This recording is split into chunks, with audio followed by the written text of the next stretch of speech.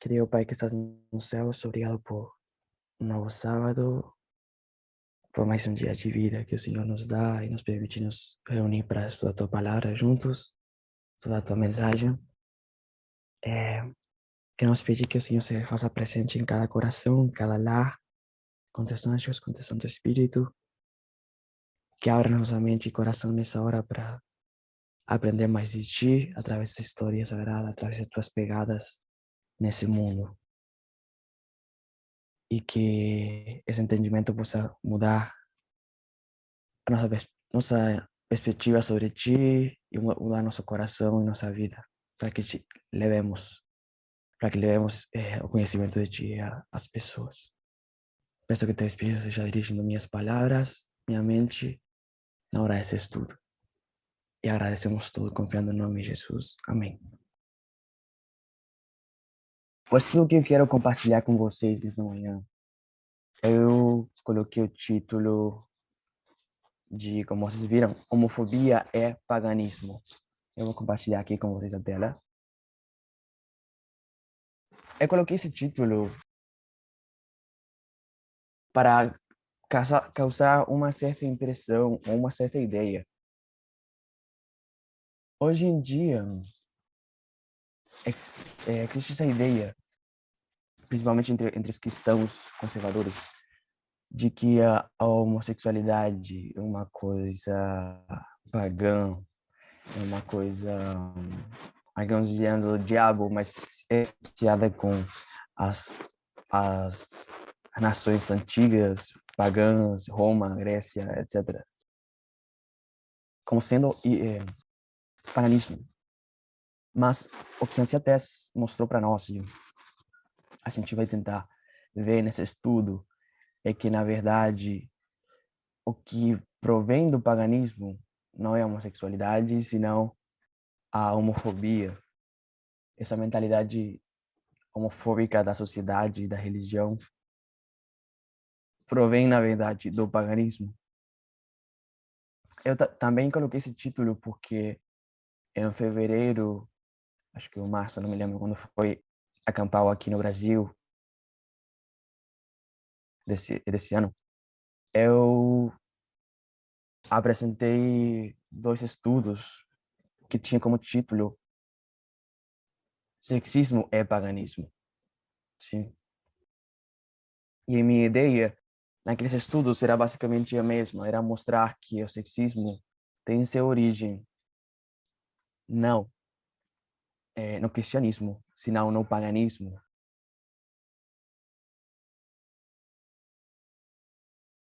Agora, existem alguns problemas que a gente tem que afrontar na hora de estudar a homossexualidade na história antiga. Não é tão fácil, não é tão simples como o assunto do sexismo. E tem alguns pontos pelo qual não é tão simples. Existem algumas razões. O primeiro ponto é que é um tema recente. Sim, até 1989, 79, que começou o movimento LGBT, Stonewall, era um tema tabu a questão da comunidade LGBT, da homossexualidade. Então, não era um tema que os historiadores se aprofundavam ou que se falasse muito no âmbito acadêmico. Então, existem relativamente poucos estudos ao respeito. E também as informações que temos sobre esses assuntos são divididas em distintos idiomas que nem todos entendemos. Então, para coletar essas informações também é mais difícil. Um, talvez o ponto mais importante, o problema maior que existe na hora de estudar sobre a homossexualidade na história antiga é que é a opinião preconcebida, o preconceito que já tem, talvez é melhor falar, opinião preconcebida que tem os historiadores. É o que até se chama de bias, sim? A inclinação ideológica que têm os historiadores. Outro problema é que a maioria dos historiadores são homens, tá, com perspectiva masculina, e que é muito fácil achar contradições entre um historiador e outro. Isso devido a esse ponto que mencionamos no meio, a inclinação ideológica de cada historiador. Existem conservadores que vão tentar fazer o ponto deles, e existem historiadores mais progressistas, liberais, que vão tomar os mesmos fatos para fazer um ponto distinto. Ok. E é muito importante a gente chegar a uma conclusão certa sobre a história, entender de forma certa a história. Entender a história de uma forma incorreta é tão destrutivo, tão perigoso quanto usar uma metodologia incorreta para estudar a Bíblia, para estudar a profecia. A gente precisa entender a história de forma certa. Uma coisa importante, interessante, que a gente aprendeu com os estudos anciatécnicos por Apis, é que a gente precisa ver uma corrente na história, assim, um elo conectado com outro elo. A gente foi estudar sobre a história milerita, que é o adventismo, mas para isso a gente precisa entender o protestantismo primeiro e os problemas que lá haviam. Para entender o protestantismo, a gente teve que entender catolicismo. Para entender, enfim, isso está conectado com a época dos apóstolos e, finalmente, com Israel antigo. O que a formalização da mensagem nessa dispensação nos levou a entender mais profundamente. Na verdade, já desde com o aumento de conhecimento, a gente vem entendendo que para entender Israel antigo, precisamos de entender o paganismo, sim? As nações pagãs antigas que dominaram a terra no tempo de Israel antigo, ou até mesmo que governaram sobre Israel antigo. As nações como Egito, Assíria, Babilônia, Grécia, Roma, sim? Todas as nações que governaram a terra durante o período que Israel existiu com o povo de Deus. E a influência que essas nações exerceram sobre Israel foi muito grande. A influência que a cultura da sociedade dessas nações exerceu sobre os profetas bíblicos e, pelo tanto, sobre as escrituras é realmente grande. Eu gostaria de pedir para alguém ler, por favor, esses primeiros 2 parágrafos. Esse é um artigo de uma autora chamada Ruth Mansur Karas, que ela escreveu esse artigo aqui: ativos passivos, atos, paixões, atos, paixões, sexualidade gregas e romanas. Sexualidade gregas e romanas. Alguém poderia ler esses 2 primeiros parágrafos, por favor? O mundo antigo, tanto grego quanto romano, categorizava o comportamento sexual ou a identidade, não por gênero, mas por papel que cada um desempenhava. A chave para a distinção dos papéis de gênero foi o conceito de que os homens são ativos e as mulheres passivos, ou que os homens são penetradores e as mulheres são penetradas, de modo que qualquer um que seja penetrado ou outra forma passivo é considerado feminino, e qualquer um que penetre é considerado masculino. Obrigado. Então, esse é um ponto importante com o qual eu queria começar. A ideia de sexualidade para o mundo antigo difere bastante da nossa ideia de sexualidade, principalmente na questão de identidade de gênero, ou talvez, não, na verdade, não identidade de gênero, papel de gênero, tá? O que significa esse papel de gênero? É o papel, a função que se entende que cada um deve exercer na sociedade, tá? A ideia de papel de gênero naquela época era, enquanto a sexualidade era distinta do que é hoje. A gente vai ver um pouco mais claramente isso. É, aqui fala, uma das diferenças, por exemplo, é que os homens eram passivos, ativos, perdão, e as mulheres sujeitos passivos. E aqui, bem, ou seja, homens penetradores e mulheres penetradas. Então, qualquer um que seja penetrado seria passivo, ou seja, feminino, e qualquer um que penetre seria masculino. Opa. E aqui esclarece um pouco esse texto. Alguém poderia ler esse terceiro parágrafo, por favor? Esta compreensão do sexo como algo que alguém faz com outra pessoa parece bastante comum dentro da cultura mediterrânea antiga, embora esteja muito longe da compreensão moderna da homossexualidade, que se relaciona ao gênero do objeto escolhido, não ao gênero do ato realizado. A ideia de que somente o homem passivo ou a mulher ativa é pervertido, não o homem que penetra em outro homem, ou a mulher que é penetrada por outra mulher.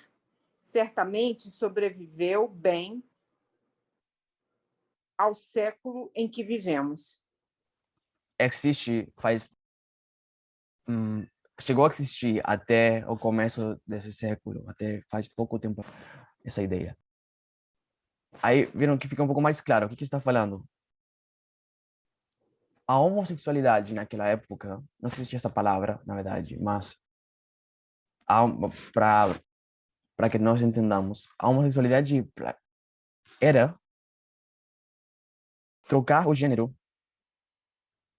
Eu li um texto que falava uma perversão do gênero para eles. Eles acreditavam que era uma perversão do gênero.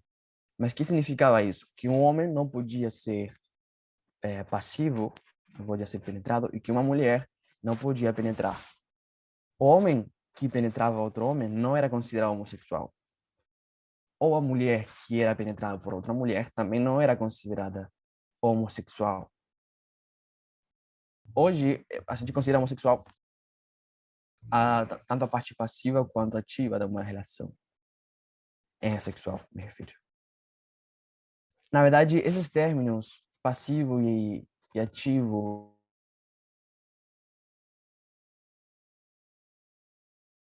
são bastante raros, que podiam, naquela época, em 1979, 70, na verdade, até 80, lutou contra isso e tirou bastante da mentalidade acadêmica essa ideia de que o homem é ativo e a mulher é passiva, ou que penetra é passivo e quem é penetrado é contrário. Quem penetra é ativo e quem é penetrado é passivo. Porque, na verdade, a realidade é que a sexualidade não é uma coisa que você faz com outra pessoa, é uma coisa que acontece entre duas pessoas. Então, as duas partes são ativas. Mas não era assim como pensavam na Roma antiga, na Roma, Grécia e nas sociedades pagãs antigas. Tudo bem, dá para entender esse ponto. Acho que talvez foi um pouco um trava-línguas, mas deu para acompanhar, todo mundo entendeu? Parece que sim. Ok, vamos entrar um pouco, então, mencionar algumas sociedades, tá? Algumas... Isso.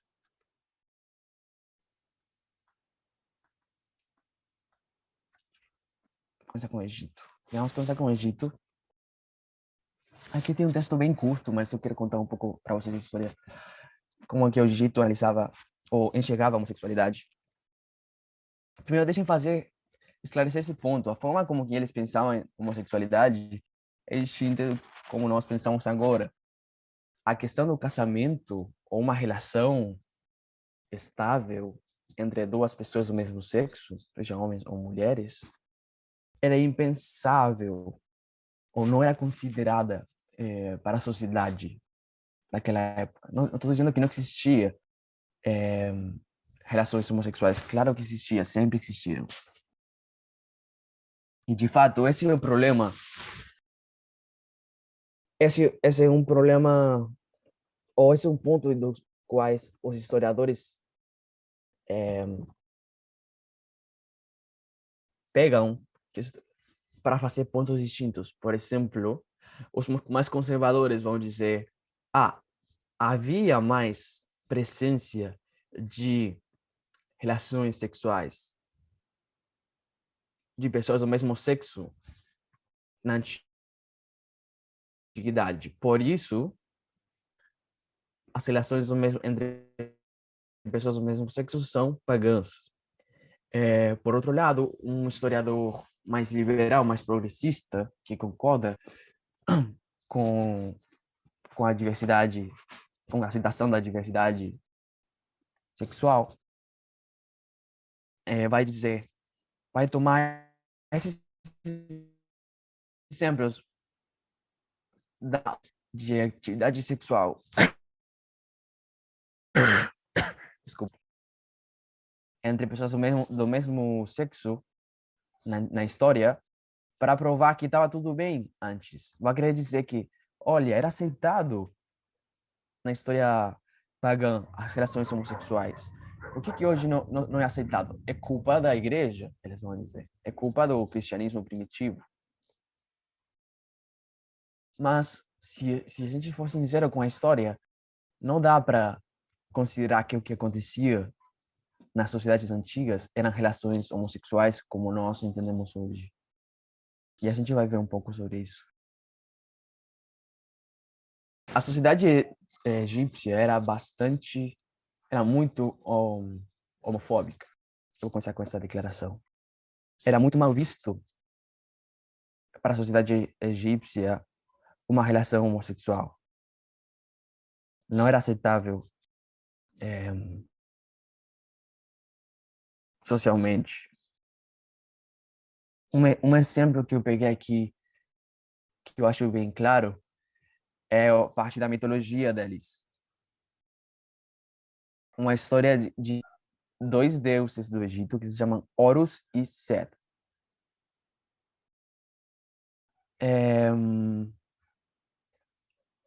Vou resumir um pouco a história de Horus e Seth. Seth era um deus que era tio de Horus, na mitologia. Horus era filho de Osíris, um dos deuses mais importantes do panteão egípcio. O que acontece é que Seth odiava Osíris e odiava também seu filho Horus. Seth matou Osíris, mesmo que depois foi ressuscitado pela esposa, matou, e também tentou matar Horus. Teve uma luta contra Horus. Nessa luta, Seth tentou abusar sexualmente de Horus, não porque tivesse algum desejo sexual por ele, senão porque era um símbolo de superioridade, de dominação, de poder. Seth não conseguiu abusar dele. Agora eu vou ser bastante gráfico, porque a história é bastante gráfica. Mas ele acreditou que sim. Só que o que aconteceu é que o sêmen de Seth não foi para dentro de Horus. Vou falar assim porque é importante para a próxima parte. Só que o Horus, ele se vingou disso, colocando o próprio esperma numa alface e dando para Seth, porque Seth gostava muito de alface. Então ele comeu alface e então comeu também o esperma de Horus. Horus aproveitou isso para levar Seth diante do tribunal dos deuses egípcios e dizer que ele, Horus, tinha vencido, tinha dominado Seth, tinha ganhado dele. De que forma? Tinha penetrado Seth, tinha tido relações sexuais. Mas, claro, não com uma relação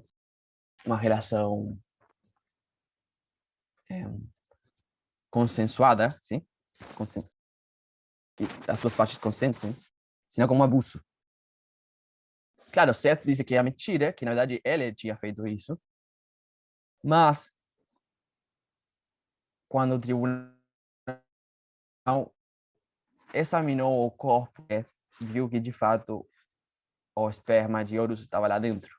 Então, Horus ganhou a supremacia sobre o Egito, tá? Como Deus. É uma história bastante doida, bastante estranha, mas o que a gente pode ver nessa história? Como eles consideravam as relações homossexuais? Que impressão vocês têm? Vocês chegaram a alguma conclusão? Queria dizer que o submisso era aquele que era inferior, né? No caso, Sete estava com o esperma dentro dele, então ele foi submisso, então ele ficou desonrado. Exatamente. Por um lado, a gente vê que aquele que era inferior, era submisso, era considerado inferior. A gente pode ver isso, que é o que a gente leu lá atrás.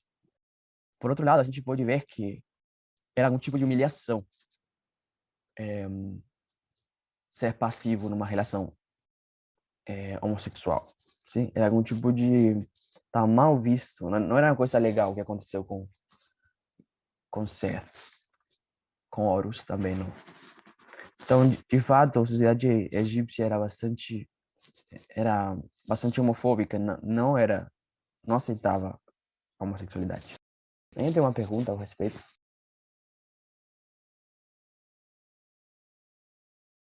Ok, então eu vou passar ao Império Assírio, a Síria, e o Código Hammurabi. Para quem assistiu meu estudo que eu fiz na Campal desse ano, no Brasil, eu falei um pouco sobre o Código Hammurabi e as semelhanças que ele tem com o Antigo Testamento. Minha sugestão para vocês era que Moisés tirou coisas do Código Hammurabi. Não por quê? Porque o Código Hammurabi, para quem não sabe, é o primeiro, é o mais antigo conjunto de leis que se conhece na história. É como se fosse a primeira constituição das regiões da Mesopotâmia. E quem estava na Mesopotâmia? Por exemplo, quem saiu da Mesopotâmia foi Abraão e a família dele. O dos caldeus era na Mesopotâmia. Então, essa região estava baixo as leis do Código Hammurabi, que foi criada aproximadamente no mesmo tempo que Abraão e a sua família viviam lá. A região de Israel, se eu não estou enganado, é na Mesopotâmia também. É uma área extensa, Mesopotâmia. Enfim, o ponto que eu quero fazer é que no Código Hammurabi, que eram as leis que ditavam as leis na Mesopotâmia, na Síria, por exemplo, dizia que a homossexualidade não era permitida, nem tolerada. Por exemplo, uma lei dizia assim: se um homem se deitou com seu amigo e as acusações são provadas, e ele é considerado culpado, ele será punido tornando-se eunuco. Quer dizer que ele ia ser castrado. Ele outra lei que falava que se alguém acusava falsamente a outra pessoa, outro homem, de ser e ter tido reações homossexuais, uma relação sexual com uma pessoa do mesmo outro com outro homem, se era falsamente comprovado, essa pessoa ia ser castigada com golpes. Por quê? Porque estava sujando o nome da outra pessoa. Então, vocês já podem ver que é muito homofóbico as relações sexuais entre pessoas do mesmo sexo. Enquanto a mulheres, aqui tem uma informação que eu pesquisei, não achei nada a respeito. De fato, eu li pelo menos um artigo que achei sobre o Código Hammurabi e não achei essa lei. Então me faz duvidar. Mas aqui diz que existiam algumas mulheres que eram permitidas de se casarem com uma mulher ou mais, que eram chamadas de saus e krum. E elas recebiam herança e direitos de propriedade. Porque as mulheres na Síria, Mesopotâmia, elas não tinham direito à herança nem à propriedade. Elas eram propriedades dos seus maridos ou dos seus pais. Então, essa informação aqui me parece bem estranha. Eu não tenho certeza de que seja certa. E esse é um exemplo do que eu falava para vocês, que é difícil achar a informação certa sobre a homossexualidade no tempo antigo. Eu mesmo fazendo essa pesquisa, achei distintas perspectivas e tive que selecionar porções de alguns artigos e ignorar outras partes. Agora vamos falar da Grécia. A Grécia talvez seja o modelo que mais se utiliza para falar que a homossexualidade era aceita na história antiga. Então, eu queria falar um pouco sobre a pederastia grega. Alguém poderia, por favor, ler esse texto? É bastante curto.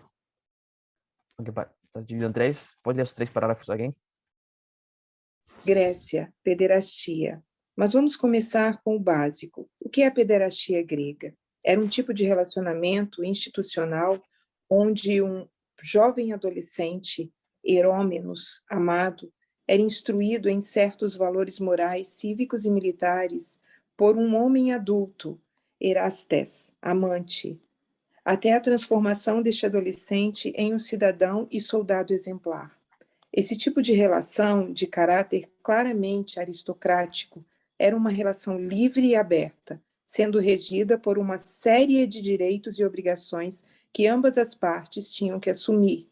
Além disso, desde muito cedo, os gregos consideraram a pederastia como um elemento essencial em sua cultura e na formação dos futuros cidadãos da polis grega. E embora também tenha havido muito debate sobre se este tipo de relacionamento envolvia algum tipo de prática sexual, parece tolice negar uma realidade que, embora chocante aos nossos olhos contemporâneos, estava claramente presente, de modo que se pode afirmar, sem qualquer rubor, que esta instituição incluía relações sexuais entre um homem jovem e um adulto. É uma coisa bastante chocante para nós, os olhos contemporâneos. Era uma prática para os aristocratas, tá? Que era um grupo específico de elite na sociedade grega. Os plebeus não tinham essa prática. Os plebeus eram, vamos dizer, as pessoas normais, os trabalhadores, a classe trabalhadora. Mas os aristocratas eles tinham essa prática desde quando tinham 13, 15 anos até 18, eu tenho um tutor que ensinava várias coisas, mas também com o qual tinha reações sexuais. A relação sexual era de uma forma só. Era o jovem, era o passivo e vamos dizer, o penetrado, e o adulto era quem penetrava, o ativo.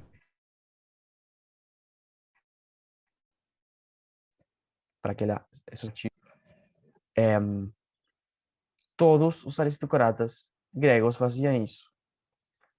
Não era uma questão de ser homossexual ou não. Ninguém se faz homossexual somente por ter relações homossexuais, assim como ninguém se faz heterossexual por ter relação heterossexual. Até se deu exemplo de pessoas homossexuais que tentam se adaptar à sociedade, casam, têm filhos, mas a realidade é que nunca se tornam heterossexuais de verdade. Sempre estão incompletos, estão vazios, alguma coisa falta. E não passam a ser heterossexuais somente por isso.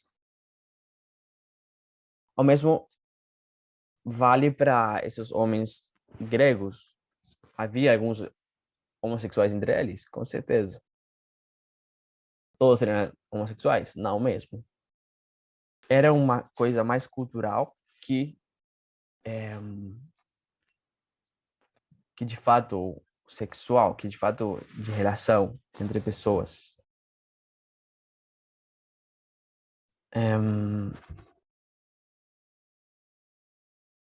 Ok. Para vocês terem uma ideia, deixa eu ver se tem um pouquinho aqui. Para vocês terem uma ideia,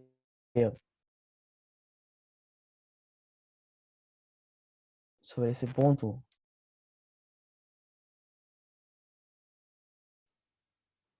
não estava bem visto, não era bem visto que o jovem gostasse, desfrutasse, sentisse prazer naquele ato. Ele não tinha que gostar, tinha que beijar, mas não tinha que gostar.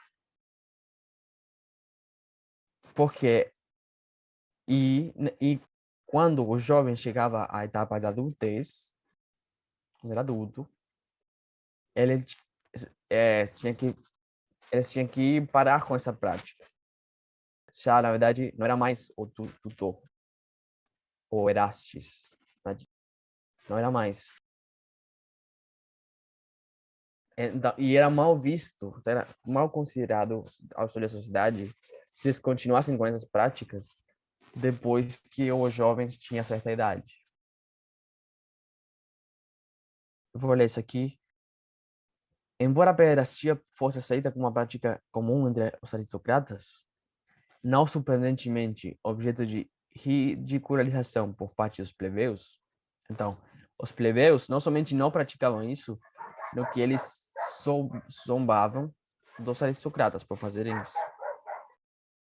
A homossexualidade entre os homens adultos frequentemente despertava um comportamento homofóbico. As relações entre homens adultos de status social comparável, mas não com escravos, foram acompanhadas de estigmatização social, dada a importância da masculinidade nas sociedades gregas.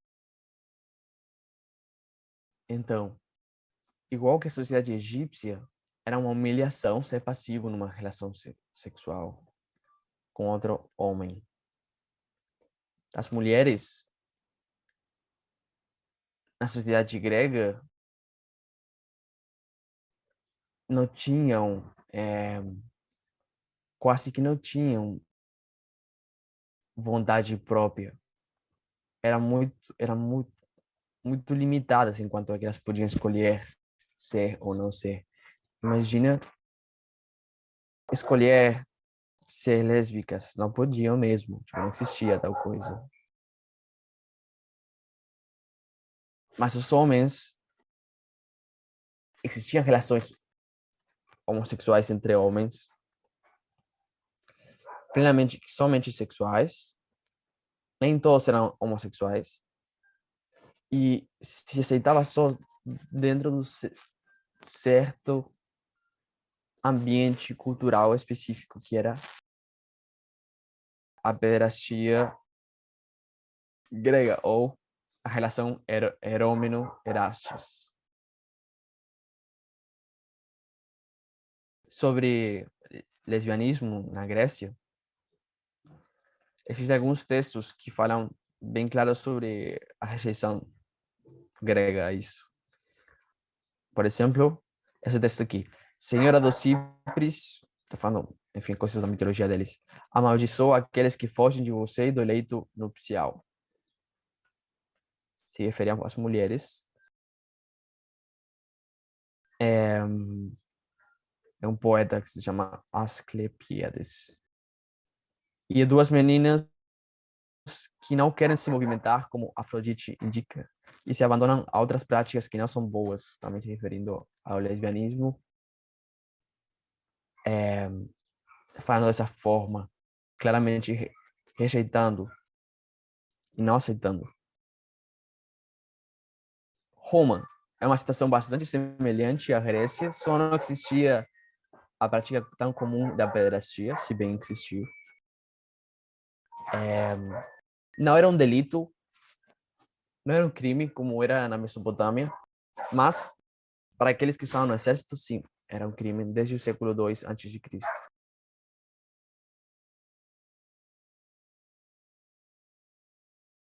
Era reprovado em todos os setores da sociedade, e especialmente em termos de pederastia. Então, eles rejeitavam a pederastia, porque consideravam como uma causa de decadência grega. Para ter um exemplo, Edward Gibbon, um historiador que falou muito sobre Roma, ele disse que dos primeiros 12 imperadores, somente Cláudio se interessava exclusivamente pelas mulheres. Então era bastante normal, por isso que a gente tem essa ideia de uma Roma muito aceitando muito a homossexualidade, porque é normal que os imperadores tenham relações homossexuais,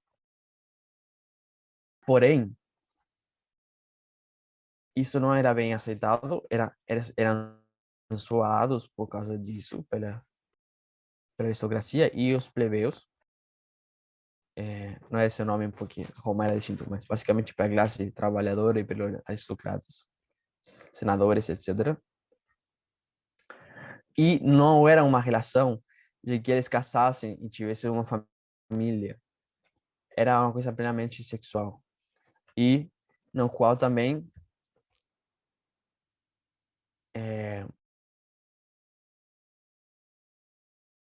eles procuravam ser a parte ativa, porque lembrando que para eles a parte ativa de uma relação entre duas pessoas, dois homens, não era homossexual. Era uma coisa normal para eles. Geralmente, aqueles que defendem o fato de que a homossexualidade era aceita na Roma, vão falar, por exemplo, do imperador Nero. Nero, que vocês conhecem pela Bíblia. Ele foi o primeiro a se casar com outro homem. Mas ele casou com um jovem eunuco, chamado Porus. E ele também se casou com outro homem, casou 3 vezes ele. 2 vezes com homens. 2 vezes foi vestido de mulher. E uma vez foi vestido, o homem estava vestido de mulher.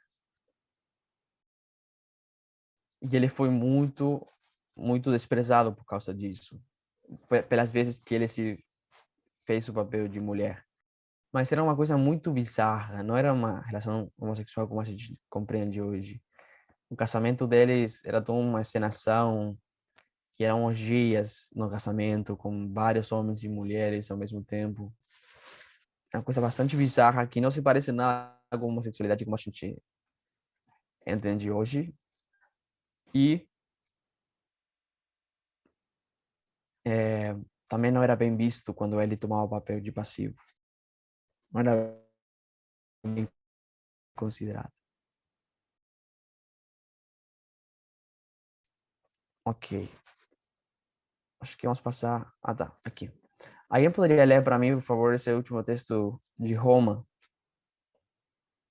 Enquanto na Sim. Grécia, a linha vermelha era marcada por uma diferença de idade entre os amantes, em Roma era prioritário diferenciar quem desempenhava o papel ativo e quem o papel passivo, tanto sexual como socialmente. Como exemplo disso, os adversários de Júlio César sempre usaram os rumores de que ele tinha tido relações homossexuais com Nicomedes, a quarto, né? Rei da Bitínia, em uma viagem diplomática para corroer a autoridade do ditador romano. A acusação era grave, não porque se tratava de uma relação homossexual, que poderia ser assumida em algumas circunstâncias, mas porque ele havia supostamente desempenhado o papel de um passivo sexualmente. Júlio César, que sempre negou a acusação, era, na verdade, um conhecido Casanova com predileção pelas esposas de outros senadores e funcionários públicos. Obrigado. Então, vocês veem aí como Júlio César era, de uma forma, tentava ser humilhado ou desprestigiado,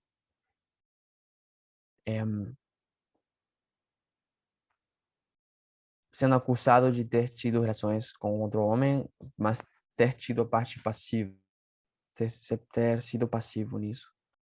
Então, vocês veem como realmente não era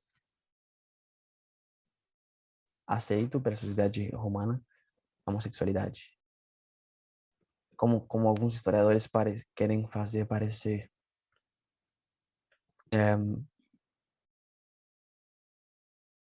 Bem, então, o ponto que quero que a gente lembre, porque estamos estudando essa história das nações pagãs antigas, é que não é que Deus decidiu inspirar Moisés para falar para proibir as relações entre duas pessoas. Assim como Moisés tomou várias leis que existiam já na sociedade naquele tempo e passou para Israel, se vocês leem o Código Hammurabi, vocês vão ver o semelhante que é com Deuteronômio, com o Pentateuco em si, com as leis de Levítico e Deuteronômio. Assim como ele fez isso com coisas com relação ao sexismo, como eu falei no começo desse ano na campanha do Brasil, ele fez a mesma coisa com relação à homossexualidade. Se a gente for entender aqueles textos, na verdade tem só um texto no Pentateuco sobre relações entre pessoas do mesmo sexo. Na verdade só fala varão com varão, não fala mulher com mulher, mas enfim, aquilo.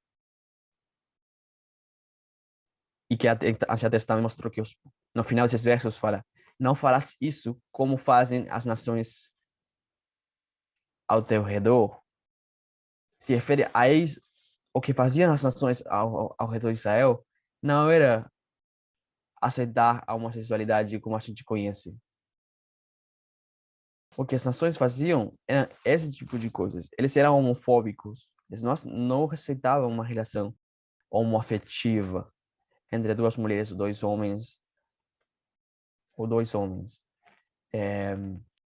O que eles faziam era muitas vezes uma prática de pederastia. O que era abundante naquela época de Moisés era a prostituição, principalmente, com fins de adoração a deuses pagãos, sim, porque existia prostitutos cultuais que eram um templo com prostitutos que de alguma forma estava se prostituindo para adorar a algum deus. E é nesse contexto que a Bíblia fala sobre homossexualidade lá no Pentateuco. Então, por isso é o nome desse estudo, Homofobia é Paganismo. Homofobia vem do paganismo. Aquelas ideias homofóbicas que persistem até hoje na sociedade e que são perpetuadas hoje pelo cristianismo não provém de Deus, senão provém do paganismo.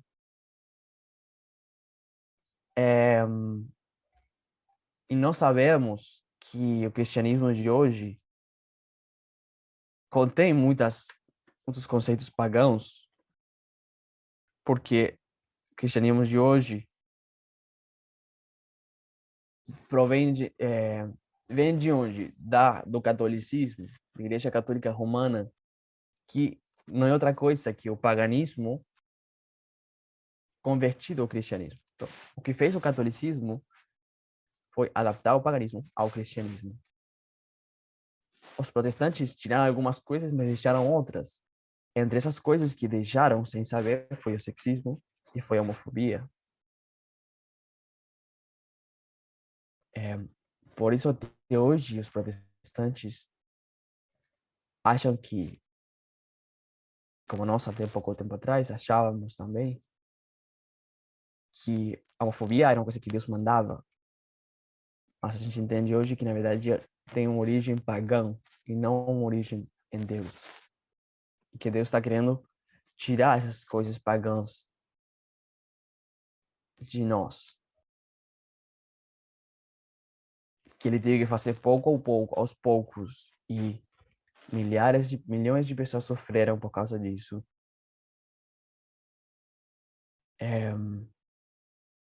Mas já chegou a hora de tirar essa ideia do nosso meio e gerar sofrimento nas pessoas que são da comunidade LGBT.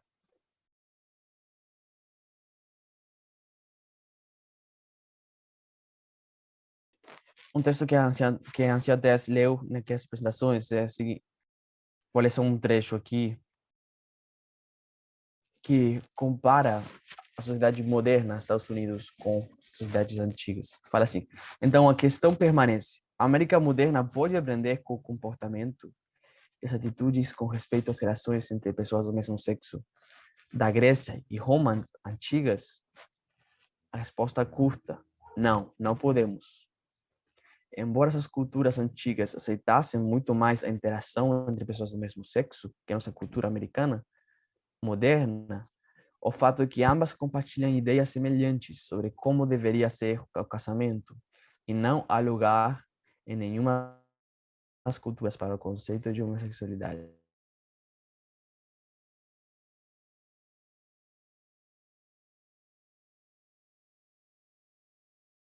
Uma frase da Ancia Tess, ela diz: o que mudou entre o Egito e a América moderna? A segunda onda do feminismo e a revolução sexual. Então, o que aconteceu na revolução sexual no começo desse século, foi um pouco antes, 1970, 80, foi uma coisa que revolucionou tudo o que havia existido antes, desde a época antiga até esse momento. Mudou tudo o que era considerado em relação à sexualidade. Tirou essa ideia de ativo passivo, tirou essa ideia de alguém que é dominado e alguém que domina, e disse que aquelas pessoas também são sujeitos ativos, também têm vontade. Para quem não sabe, quando eu falo de revolução sexual, me refiro ao movimento feminista e ao movimento Stonewall, LGBT. E isso era muito mais do que uma luta sobre sexo. Era uma luta para derrubar essa ideia pagã de uma feminilidade passiva, inferior e submissa. Tá? Para tirar essa ideia de que o feminino tem que estar passivo, ou se é passivo, é feminino. Não, isso não é real. Uma pessoa não é mais feminina por ser homossexual, por ser passivo, ou por ser ativo, o que for. Nem uma mulher, a mulher masculina só por ser homossexual. Enfim. Já vou terminar por aqui meu estudo, então, por causa do tempo. Só vou quero saber se alguém tem alguma pergunta antes de encerrar, se vocês conseguiram entender bem o estudo. Eu só queria dizer para nós do movimento, para todas as pessoas que fazem parte do movimento, que nós não podemos usar os textos bíblicos para justificar nada disso. Porque você trouxe a prova para a gente quando você apresentou na Campal, aqui no Brasil. E você falou aí, eu queria deixar isso mais incisivo ainda, que isso foi tirado de leis pagãs e foi introduzido nas leis bíblicas.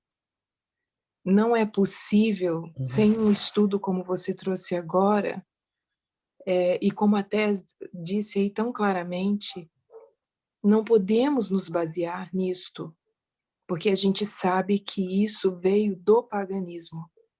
Então a gente tem que ter isso em mente, né? A homofobia, ela vem do paganismo. Então, Sim. é isso que eu queria dizer. Muito obrigada. Obrigado, Rose. Obrigado, Rosé. Muito bom. Então, se ninguém tem mais nenhuma pergunta, vamos encerrar por aqui. Vamos ter a comemoração. Querido Pai que estás no céu, obrigado por essa manhã, por estudar juntos. Obrigado pela luz que o Senhor trouxe a nossa situação antes. Nos ajuda assim a compreender mais sobre essas coisas, sobre Ti. E para que tenhamos claro e podamos ensinar sobre Ti a outros. Abençoa o restante da programação. Fica conosco, te peço em nome de Jesus. Amém.